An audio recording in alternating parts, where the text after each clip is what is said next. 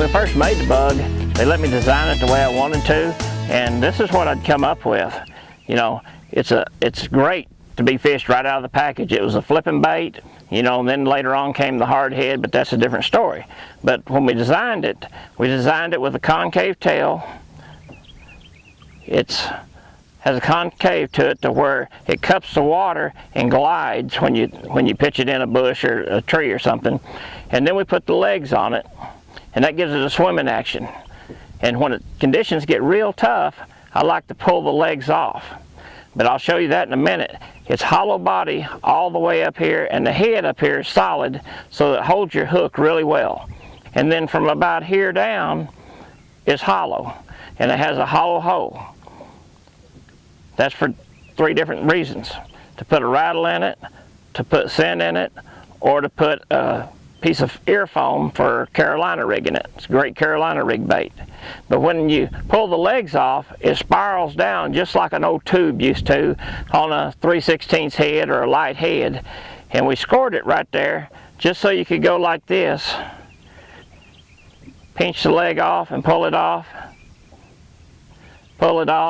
and then you have a slimmer profile bait. It makes a smaller bait compared with the legs on, and that'll get you a lot more bites when the conditions change and get tough. When I'm flipping the bug, my setup is 25-pound shooter sunline, a bobber stopper, a 5/16 elite tungsten weight, and a 5/0 straight shank hook with a keeper on it. And when you rig it, always rig it with the hole down. Just go in about to the 3rd ring and come out, slide the bug up on it, over the keeper and over your knot, bring the hook back inside, take your bobber stopper, push your weight all the way down. So when you flip it in the bush, you have your weight attached to the bug. You don't want your weight on one side.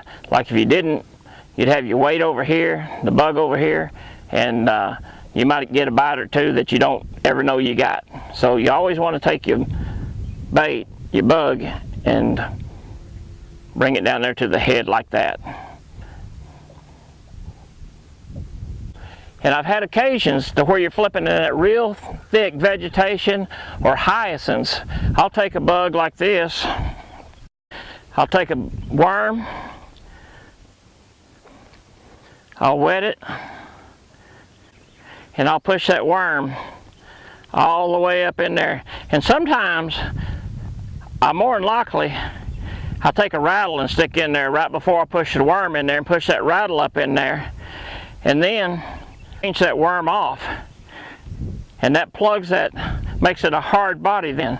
So when you hook it, just like you always do, come down, put it on there, and then you want to come and go through the worm and make your exit hole, and then back it back up and skin hook it. When you're fishing in real heavy grass or hyacinths, that's what you want to do, and that'll keep that bait from getting pulled off as often. The bait's real soft and real pliable. That's why it has such a good action.